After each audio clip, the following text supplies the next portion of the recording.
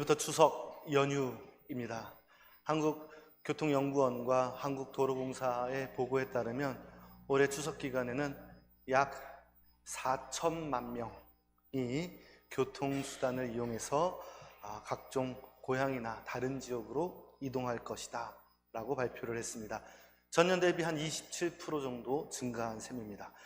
해말마다 교통 대란이 이때쯤이면 일어납니다.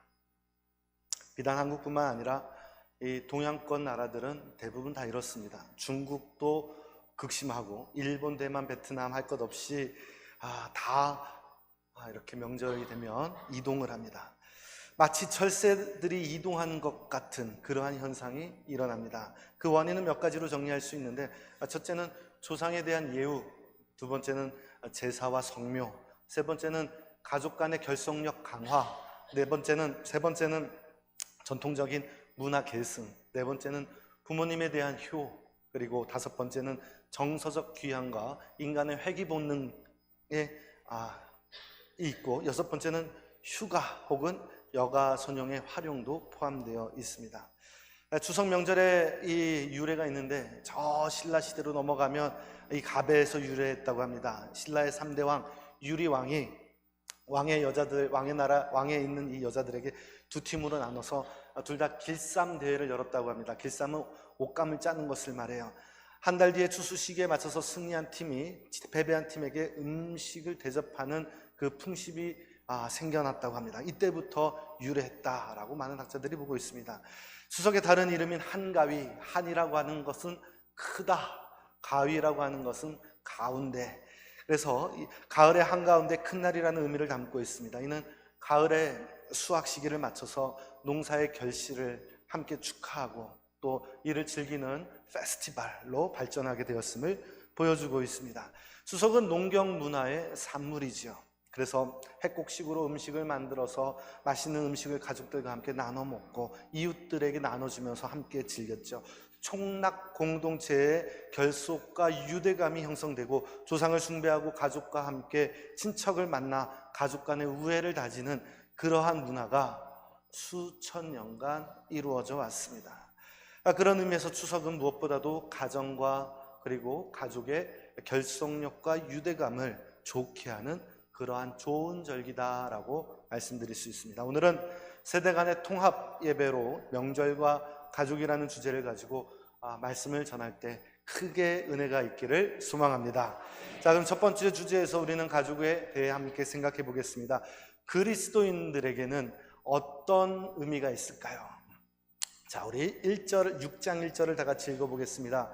준비 시작.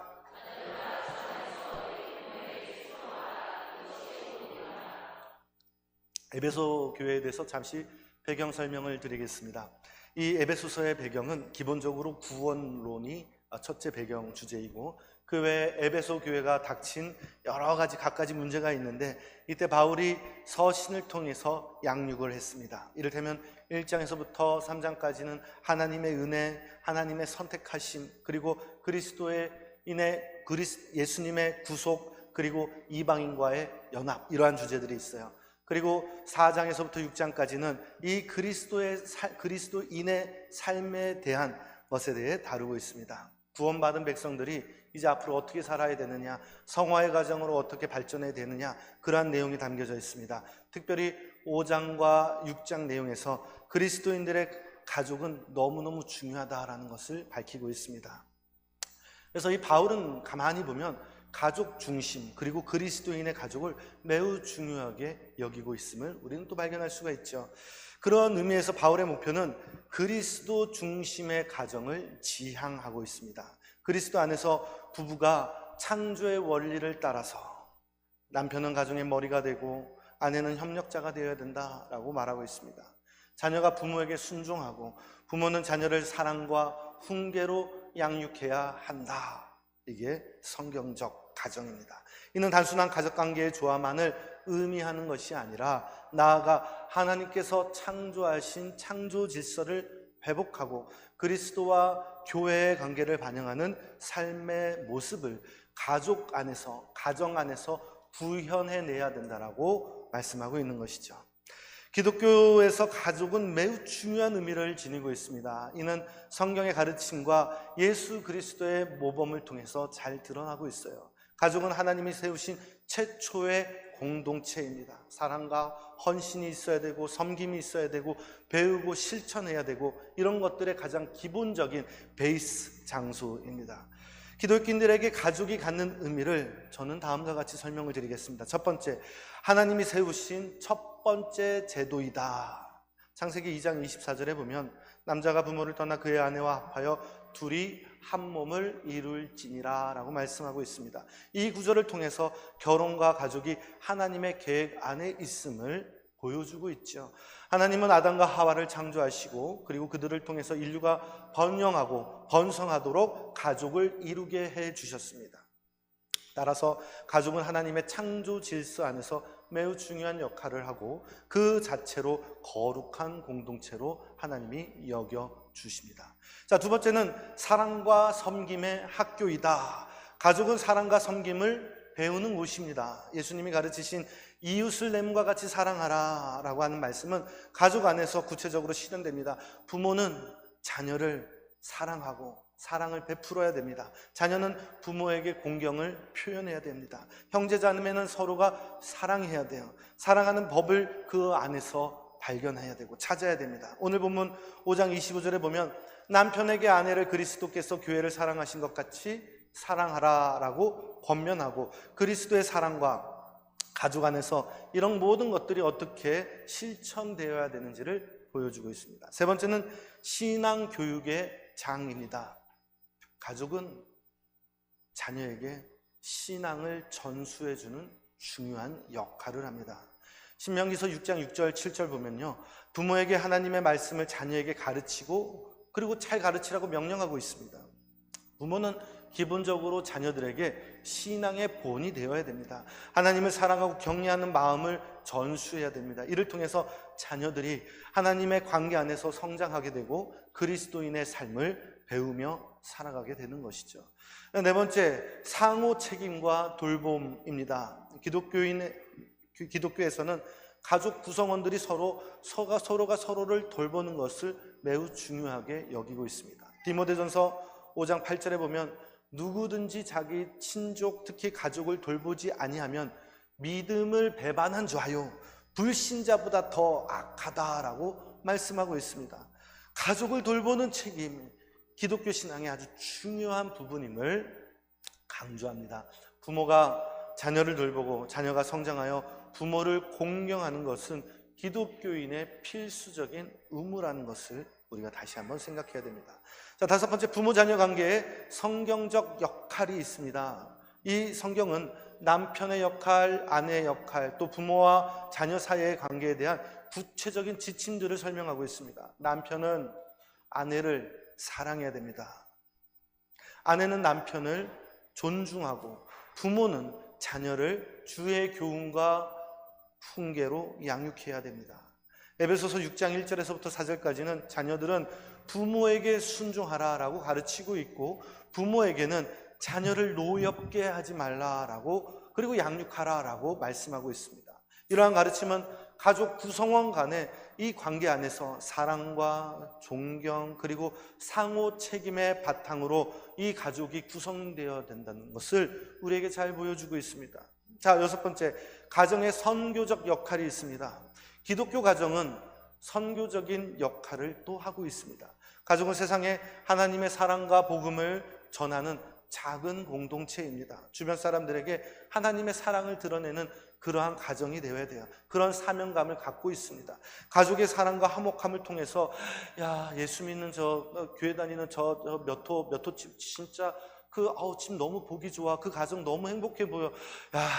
거기는 참 너무 늘 보면은 가족들이 행복해. 이런 것들을 귀감 줄 수가 있는 그러한 기독교 공동체라는 것이죠. 하나님의 사랑의 실천의 장이 되어야 됩니다. 명절에 안 믿는 가족들을 전도할 수도 있고 그리스도인들이 되게 하는 그러한 힘과 파워를 가진 공동체라는 것입니다. 사랑하는 성도 여러분, 우리가 이런 일들을 또 이런 과제를 잘 해결하고 그리스도의 사랑을 전하는 우리 은혜교회 가정이 될 수 있기를 주님의 이름으로 축원합니다. 본문에서 하나님이 그리스도 가정에게 원하시는 것은 상호 사랑과 존중을 바탕으로 한 하나님 중심 가정 생활입니다. 아내는 남편을 복종하고 남편은 아내를 그리스도께서 교회를 사랑함과 같이 그렇게 서로 사랑해야 됩니다. 자녀는 부모에게 효도해야 됩니다. 부모는 자녀를 노엽게 하지 말고 주의 교훈과 훈계로 잘 양육해야 됩니다. 이것이 성경적이고 성경에서 말씀하는 가족 사랑입니다. 우리 모두가 가족을 사랑하는 성도가 될 수 있기를 축원합니다. 자, 위에서 우리는 그리스도인의 가정은 어떤 의미를 지녔는지 알아보았습니다. 그렇다면 두 번째 주제에서 가족의 역할에 대해서 알아보겠습니다. 두 번째 주제입니다. 그리스도인 가족 행복의 비결은 무엇일까요? 우리 이 에베소서 5장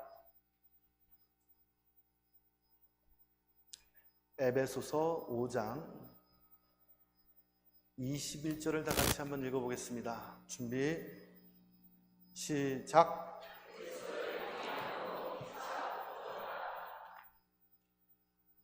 우리가 일반적으로 알고 있는 행복한 가정의 원리는 다음과 같습니다.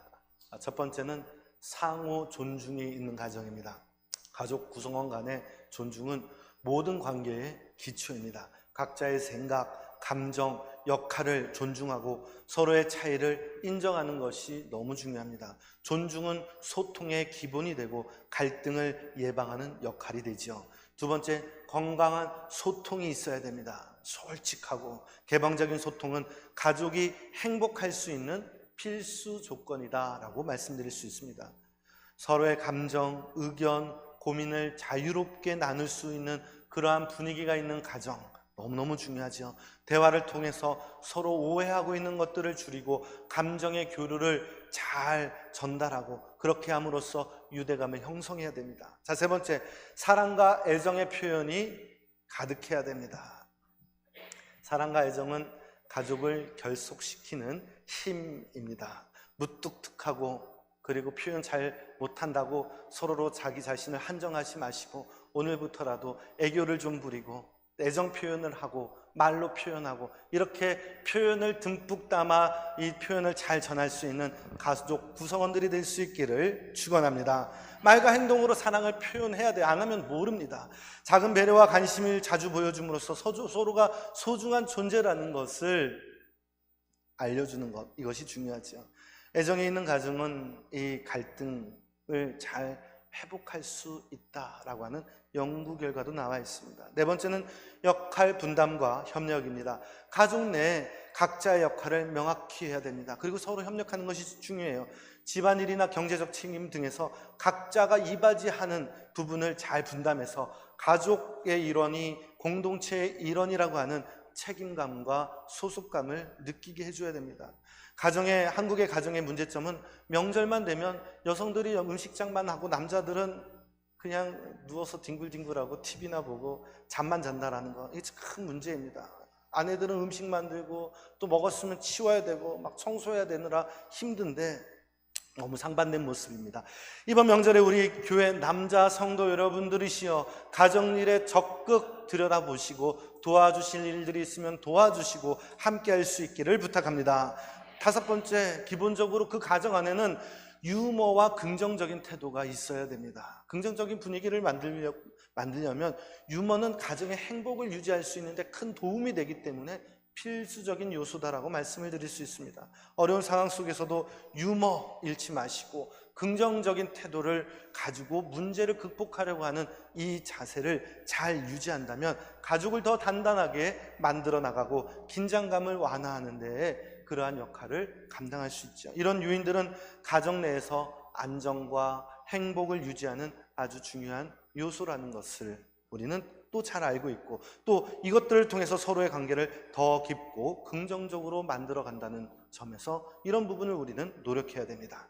에베소서 5장 22절에서부터 6장 4절까지 제시하는 행복한 기독교인의 가정 비결의 복음적 그리고 현대적 그리고 현대적으로 제가 다시 한번 정리를 해드리겠습니다. 자, 첫 번째는 무엇보다도 가족 간에 헌신이 있어야 됩니다. 아내와 남편은 서로 존중하고 헌신해야 됩니다. 아내는 남편의 존재감, 남편을 존중하는 것, 그의 역할을 인정하는 것, 이것이 잘 드러나야 됩니다. 남편은 아내를 그리스도께서 교회를 사랑하신 것처럼 사랑하라. 이 말은 희생적 사랑을 말합니다. 오늘 부부관계에서 서로 독립된 인격체로 서로 존중하고 상호 보완적인 역할을 하고 보다 더 나은 관계를 형성하고 이렇게 행복한 가정을 만들어 가야 되는 것이 정말 중요하고, 이게 오늘날 가정의 가장 중요한 핵심이라고 말씀드릴 수 있습니다. 가정이 불안해지고 그리고 불행해지는 그 원인은 먼저 상대를 존중하지 않는 데서부터 출발한다는 것으로 우리는 이해해 볼 수 있습니다. 주께서 교회를 사랑함과 같이 서로 사랑할 때 그 가정은 행복해집니다. 자, 두 번째, 서로의 필요를 이해하고 또 채워주어야 합니다. 성경은 남편과 아내가 서로의 필요를 알고 그것을 채워주라고 가르쳐주고 있습니다. 남편은 아내가 이 사랑받고 보호받고 있다는 것을 느끼게 해줘야 되고, 아내는 남편이 존중받고 지지받고 있다는 것을 일깨워지고 느끼게 해줘야 됩니다. 서로가 필요한 것 정말 수없이 많이 있습니다. 돈도 필요하고 사랑도 필요하고 애정도 필요하죠. 신뢰도 필요하고 정직도 필요하고 지지도 필요하고 격려도 필요합니다. 소통과 공감하는 능력도 필요하고 서로에 대한 존중, 독립성을 인정해주고 시간 또 관심, 취미, 오락, 서로를 위한 희생, 배려, 이 모든 것들이 다 필요합니다. 이런 것들이 서로 채워질 때 그 가정은 행복한 가정으로 한 단계 나아갈 수 있게 됩니다. 자, 세 번째, 자녀에게 사랑과 규율을 균형 있게 제공해 줄 수 있어야 합니다. 부모는 자녀를 사랑과 규율로 양육해야 됩니다. 지나치게 엄격하다 그러면 자녀가 튕겨나가겠죠. 그리고 자녀를 노엽게 하고 반항심이 막 일어나게 됩니다. 반대로 규율이 없다면 자녀는 이 혼란을 가져올 수가 있습니다. 사랑과 규율은 서로 균형이 맞아야 돼요. 그리고 자녀에게 성경적인 가르침뿐만 아니라 일상적인 삶에서 삶의 지혜와 도덕적 기준을 제시해 줄 수 있어야 됩니다. 현대 아이들이 보통 참 요즘 애들 진짜 어쩜 이렇게 버릇이 없냐 라고 많이들 얘기합니다. 상반된 권위 존중이 드러나서 그래요. 부모, 교사에게 막 반말을 하거나 예의 없게 행동하는 건 아무것도 아니에요. 요즘 그냥 지나가는 사람한테도 정말 사정없이 무례하게 행동하고, 심지어 학교에서는 교수님들한테도 막 무례합니다. 공공장소에서 무례하게 행동하고, 지나가는 사람한테 보는데 그 사람 앞에 대놓고 그 사람 향해서 침을 탁탁 뱉습니다. 기물을 파손하거나 아주 버릇없이 행동하는 모습도 볼 수 있어요. 디지털 기기에 의존해서 고개를 숙이며 하루 종일 휴대폰으로 뭘 들여다만 봅니다. 상대방의 감정을 생각하지 않고 자기 중심적으로만 이해하려고 합니다. 인터넷상에다가는 자신의 짧고 그리고 그것이 여러 가지 정황과 상황을 봤을 때 옳지 않은 글인데도 비도덕적인 댓글을 막 답니다. 익명의 공간에서 무자비하게 상대방을 공격합니다. 감정 조절의 부족이라고 볼 수 있죠. 화를 막 잘 낸다거나 상대방을 물리적으로 정서적으로 공격합니다. 분노 조절 장애 수준이에요. 이런 문제를 가정에서 가르치고 상식적인 면에서 또 영적인 측면에서 자녀들을 잘 가르쳐야 됩니다. 네 번째, 서로에게 인내하고 용서해야 됩니다. 가족은 완벽하지 않아요. 그래서 서로의 약점을 인정해 줘야 됩니다. 용서해 줄 수 있어야 돼요. 이런 것들이 필수적입니다. 에베소서의 가르침에 따라 가족 구성원은 서로가 서로에게 용서해 주고 화해하는 태도를 보여줄 수 있어야 됩니다. 현대인의 바쁜 생활 속에서 서로의 갈등이 생길 수 있지만 용서와 화해가 있는 가정은 평안을 유지할 수 있습니다. 그리고 아주 중요한 비결이 되기도 합니다. 이는 그리스도의 용서를 본받아서 가정 내에서 이 용서를 실천하는 복음적 원리와도 같습니다. 이와 같은 복음적 가르침을 바탕으로 하면서도 현대 가정에 직면한 현실적인 문제들을 해결하는데 아주 중요한 지침이 될 수가 있습니다. 우리 교회 성도들은 성경적 가르침, 특별히 오늘 본문을 잘 되짚고 기억하면서 사도 바울의 가르침을 받아 행복한 가정, 그리고 행복한 가족이 될 수 있기를 저는 간절히 축원합니다. 자, 위에서 우리는 그리스도의 가정의 행복의 비결에 대해서 알아보았습니다. 이제 우리가 마지막으로 남은 하나 더 생각해야 할 주제가 있습니다. 그것이 무엇일까요? 세 번째입니다. 영적 가족의 중요성입니다. 우리가 읽은 본문은 아니나 제가 마태복음 12장 55절 읽어보면 누구든지 하늘에 계신 내 아버지의 뜻대로 하는 자가 내 형제요 자매요 어머니이니라 라고 말씀하고 있습니다. 이 기독교에서의 가족 개념은 육적인 가족을 넘어서 영적인 가족의 개념으로 확장합니다. 예수님은 제자들에게 하나님을 믿는 모든 사람들은 하나님의 자녀다라고 말씀해 주셨어요. 서로가 서로를 형제 자매 대하듯 그렇게 대하라라고 가르쳐 주셨어요. 또 마태복음 방금 읽은 이 본문에서 누구든지 하늘에 계신 내 아버지의 뜻대로 하는 자가 내 형제요 내 자매요 어머니라고 말씀하셨어요. 하나님을 중심으로 한 영적 공동체로서의 이 가족 개념을 우리 예수님께서 직접 제시해 주신 것입니다. 교회 안에서 너희들은 서로 사랑해라, 섬기는 영적 가족이 되어라 라고 말씀하신 것이죠. 교회에서 영적 가족은 믿음의 공동체에 구성한 중요한 구성원으로서 서로가 서로를 형제 자매처럼 대하고 하나님 안에서 하나가 되어야 된다라는 것을 의미하고 있습니다. 우리는 행복한 교회 생활을 하고 있어요.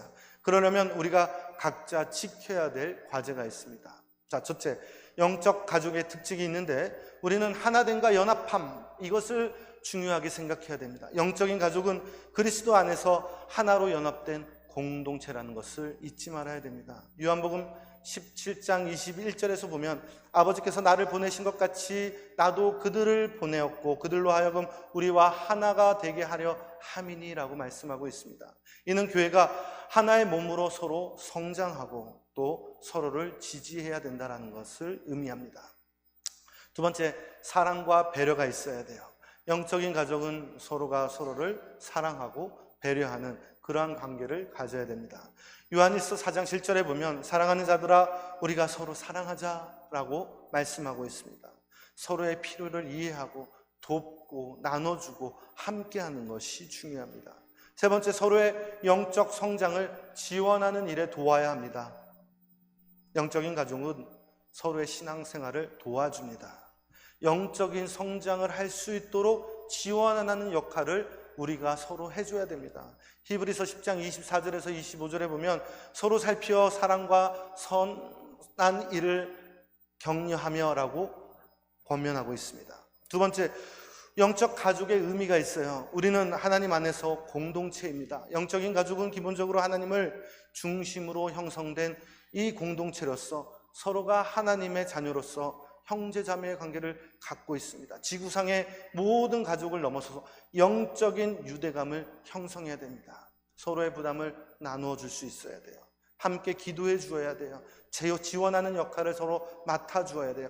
갈라디아서 6장 2절에 보면 서로의 짐을 지라고 했습니다. 그래서 서로의 어려움을 함께 나누는 것이 너무너무 중요합니다. 세 번째, 각자의 역할이 있습니다. 리더는 리더로서의 역할이 있습니다. 목회자, 또 교역자, 혹은 우리 장로님들, 안수 집사님들, 혹은 우리 각 기관의 회장님들, 교회의 리더들로서 영적인 가족의 지도자로서 교회의 비전을 제시하고 방향을 제시하고 교인들이 신앙적으로 잘 성장할 수 있도록 우리는 돌봐야 됩니다. 디모데전서 3장 1절에서부터 7절로 리더의 자질에 가해서 자세히 설명하고 있는데 모든 교회의 구성원들은 서로를 사랑해야 되고 또 교회 내에서 자신의 역할을 잘 완수하고 그리고 공동체 발전에 이바지해야 된다는 것이죠. 에베소서 4장 16절에 보면 온몸이 각 마디를 통하여 도움을 받으며 자라게 된다라고 말씀하고 있습니다. 그리고 서로의 지원자가 되어야 됩니다. 서로의 필요를 채우고 기도해 주고 격려해 주고 영적인 성장을 잘할 수 있도록 항상 뭔가 도울 수 있는 것이 없을까 바라봐야 됩니다. 건강한 관계를 유지할 수 있도록 함께 해야 됩니다. 로마서 12장 10절에 보면 형제 사랑에 있어 서로 다투지 말라라고 또 우리에게 또 경각심을 주고 있습니다. 네 번째, 행복한 교회 생활을 위한 지침이 있습니다. 자, 첫 번째, 정기적인 예배 출석, 각종 공예배를 빠지지 않고 잘 나와야 됩니다. 정기적으로 예배에 참석하고 하나님의 말씀을 듣고 말씀을 통해 만나고 예배에 참여함으로써 영적인 충전을 하고 서로 신앙을 격려하는 것이 중요합니다. 두 번째, 소그룹 활동을 잘 해야 됩니다. 잘 해야 됩니다. 구역, 남전도회, 여전도회, 권사회, 장로, 안수 집사회 소그룹 모임에서 참여하고 더 깊은 관계를 형성하고 서로의 삶을 나누며 기도하는 것 너무너무 중요하죠. 교회의 작은 공동체를 형성해서 영적 성장에 이바지할 수 있어야 됩니다. 세 번째, 봉사와 헌신이 있어야 됩니다. 교회 내에서 봉사활동에 참여하여 공동체에 이바지하고 하나님께 봉사하는 태도를 보이는 것이 중요합니다. 마태복음 20장 28절에 보면 인자가 온 것은 섬김을 받으러 온 것이 아니라 섬기러 왔다라고 예수님께서 직접 이 본을 따라야 된다라는 것을 알려주셨어요. 네 번째, 갈등 해결과 화해에 힘써야 됩니다.